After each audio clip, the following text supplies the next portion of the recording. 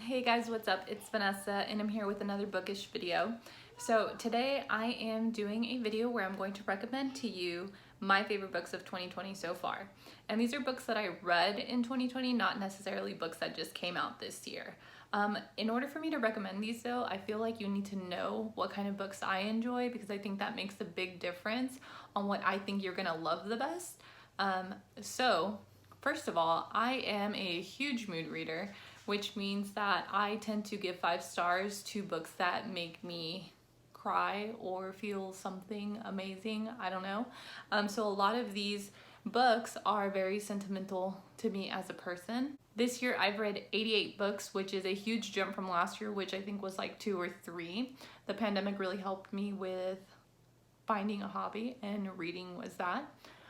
So yeah.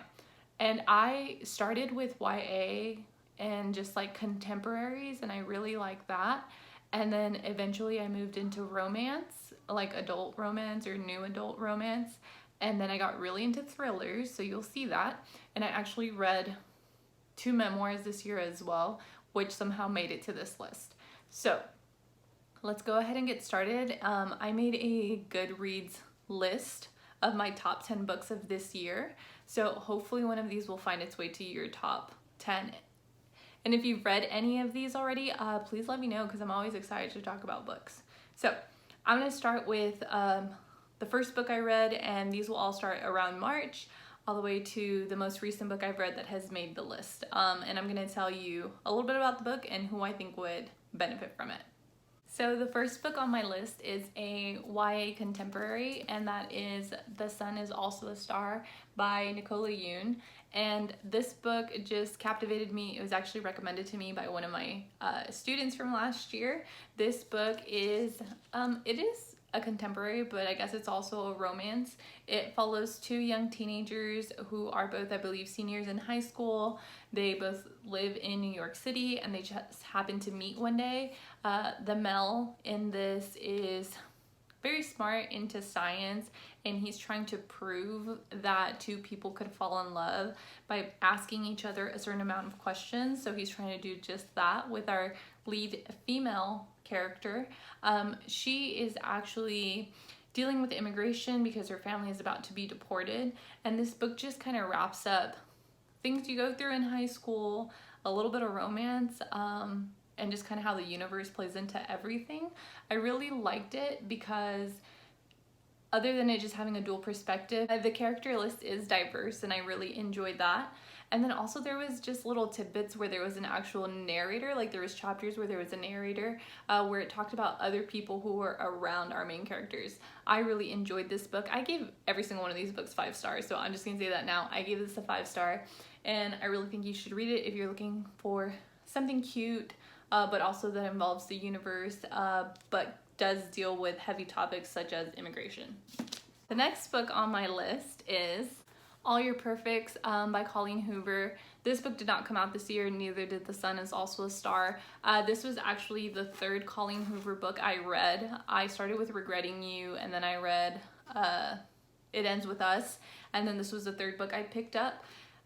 This book made me sob. I literally had to stop for crying breaks. It tore my heart in half.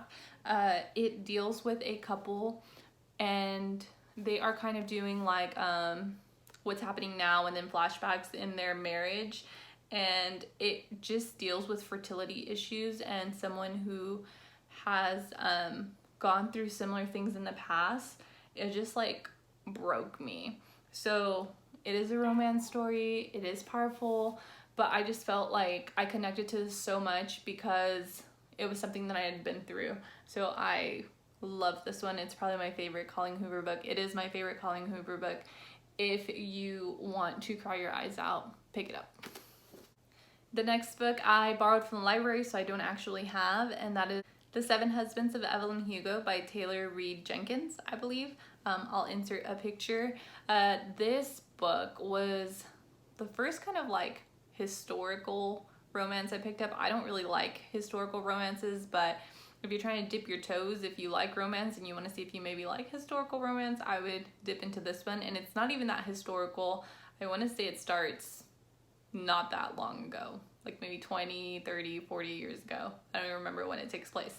But we follow Evelyn Hugo, who is a Hollywood star who has been married 7 times. And this is kind of her story. And it is a story of romance, but it's also a story about friendship and just like bad behavior is what I'm gonna call it. I don't know. It really left an impression on me, and it took me a long time to come around to reading it. And so once I actually did, I was so happy I did it. It is overhyped, I feel like, but for a good reason. So you should check it out. The next book is a thriller, and this is a haunted house thriller, and that is Home Before Dark by Riley Sager. I really enjoyed this book. Like I said, I started getting into thrillers a little bit more, so this is more probably like mainstream thriller. Like I feel like everybody and their mom has read a Riley Sager before, at least here on BookTube. But I really enjoyed Home Before Dark. Since I am very new to thrillers, I don't really see the twist coming, like ever. So I never feel spoiled for a book, which I hope doesn't go away soon, because I know a lot of people start to like enjoy thrillers less because they see everything coming, but I was not expecting the twist in we follow a girl who has just inherited a house that her parents said was haunted. Her dad wrote a book about it, and she is pretty much gonna fix the house up so she can sell it, but really she needs to find out if it's really haunted or not. So that's what it's about. If you're getting into thrillers, I would definitely pick it up if you haven't already. And it is my favorite Riley Sager book. I also read Lock Every Door, and I didn't like it as much. So definitely check this one out over that one. The next book on my list is a memoir, which I didn't think that I would actually like. And I actually listened to this on audio, which made me enjoy it so much more. It was like a 20-hour long audio, maybe longer, and I listened to it in like a day and a half. It was so good.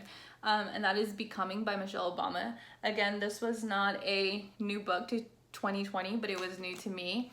And I am biased because I love the Obamas, but really if I feel like this memoir went into a place that I wouldn't have normally thought about stuff, especially with how it is to live in the White House, which was probably the most interesting part to me.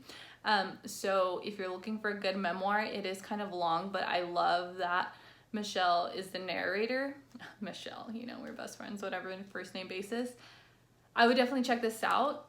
If you don't, for whatever reason, like Michelle Obama, there is another memoir that made it on my list, and that is In the Dream House by Carmen Maria Machado, I believe is her name. I'll insert a picture. I also listened to this on audio, and it's also narrated by the author. And this memoir was so interesting to me. I hadn't heard anything about the author before. I just picked it up because some people were listening to it or reading it on BookTube, and I was like, oh, I guess I'll check it out. It's written in like vignettes, and so it's like little tiny snippets and stories about what this dream house is, but it pretty much follows her life, and she is in the LGBT community, and it just talks about a bunch of different things that I wouldn't have considered, especially just being like a straight woman. So I found it very interesting. I enjoyed the writing style. Again, it was read by the author or narrated by the author. So that was amazing, 10 out of 10. I would definitely check that out if you love memoirs as well. Up next, I have Clap When You Land by Elizabeth Acevedo. And honestly, I would say any of Elizabeth Acevedo books. I specifically read Clap When You Land first. And this is written in prose or verse. I don't know how you say it. But it is beautiful. I love Elizabeth Acevedo. She's quickly becoming one of my favorite authors. I also read The Poet X and With the Fire on High by her, and I love them both just as much. I gave them all 5 stars. But this specific book follows 2 girls who are actually half sisters. They share a dad. One of them lives in the US and the other one lives in the Dominican Republic. They don't actually know that the other exists until their dad dies in a plane crash. After he dies, they meet each other, and they're going through the pain of like losing a parent, but also like finding a sibling and all this stuff. It's beautifully written. There is Spanish words in here thrown in there every once in a while, and I love it. This one I read. I didn't listen to the audiobook, but I did listen to the audiobook for The Poet X, and if you're going to listen to an audiobook, it definitely needs to be one by Elizabeth Acevedo. Her writing is like slam poetry, so when she reads them and narrates them, it just sounds like you're listening to slam poetry, so I really enjoyed that. So I would definitely say pick this up if you haven't. Next, I have The Friend Zone, which is a romance. I actually made an entire video about it because I loved it so much. I'll go ahead and link it up in the cards. The Friend Zone is by Abby Jimenez, who I was reading for Hispanic Heritage Month. She is a Hispanic writer, and it is just another book that deals with things that I've kind of been through. So I feel like that's where the connection was for me. And it's not only a romance, it is like enemies to lovers, I guess, in a way, not really, but it's not only a romance, it also deals with friendship and loss, and I loved it so much. It encompassed so many things that I feel are real for a lot of people. So I really enjoyed that. Like I said, I have a whole book talk on it because I just had to like talk to somebody. So if you've read it, please go watch that video and tell me all your thoughts because I really want to know. Next, my first adult fantasy, which is The Invisible Life of Addie LaRue by V.E. Schwab. I read this book in November? No, we're in November now. October? No. I read this book at the beginning of this month, and I just loved it. For my first adult fantasy, I thought it was great.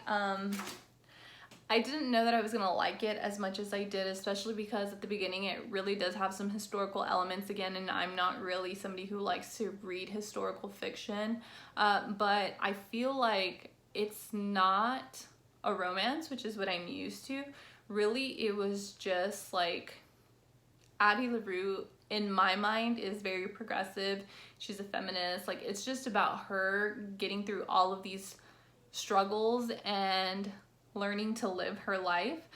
For those of you who don't know, it's about Addie LaRue, a girl who makes a deal with a dark god, or like the devil, I guess, to live forever, and in turn she's cursed that everyone she meets forgets her. So she lives a very challenging life, and the book spans 300 years. It is a chunky book. It was like 500 pages, which most books I read are like 350 pages. So it was a big book, but instead of rushing through it like I feel I normally do, I found myself going back and rereading passages and chapters just because I was so invested and so interested in this world that I just needed more. So I really love that one. And for my first like adult fantasy, I think it was a great way for me to dip my toes into fantasy, and I can't wait to see what else I find. So I would definitely recommend that to somebody who is trying to get into fantasy because I thought it was perfect. I forgot to talk about I'm Thinking of Ending Things by Ian Reid. I talked about this in a vlog that I did for Summerween, and I also talked about it a lot in a wrap-up that I did, I think, for October. But this is a psychological thriller, which is a little bit different, I guess, than like Home Before Dark, where that was more like jump scares. This follows a guy and his girlfriend who go on a road trip to meet his family, and most of the book takes place in the car when they're on their way to meet the family, and then at his family's farm, which is really creepy, and then on the way home. There is a Netflix adaptation to it, and I didn't really know what to expect going into it, but it like blew my mind. It broke my brain. I couldn't stop thinking about it, and I absolutely love it. So I think this book is a hit or miss for a lot of people. I've seen a lot of reviews on BookTube of people who didn't really like it, but I personally loved it. So check it out. And then finally, the last book I want to talk about is Beach Read by Emily Henry, and this is a romance novel, and I read it recently and I gave it 5 stars. It's about 2 writers who knew each other in college, and then they like meet again in some small town where they've both gone to write a book, but they both have writer's block. So they end up switching books and they're trying to write each other's book, but then like romance ensues and great things happen. this book made me cry for things that had nothing to do with the romance. If you've read it and you know about the letters, like, you know, I sobbed. So it gave me emotion, it gave me happy feelings, sad feelings, all of it. It was great and I loved it. So yeah, those are, I think, 11 books. It should have been like 10 or 11 books that I recommend that you read in 2020 if you haven't already. And hopefully they make your top 10 list. Or if you've already read them, please let me know below which ones you've read. Even if you didn't like them, like, I want to know why. I know people have different reading tastes and that's what makes this so much fun. But yeah, thank you guys so much for watching. If you made it this far, please comment, like, and subscribe. It really helps me out. I'll see you guys next time.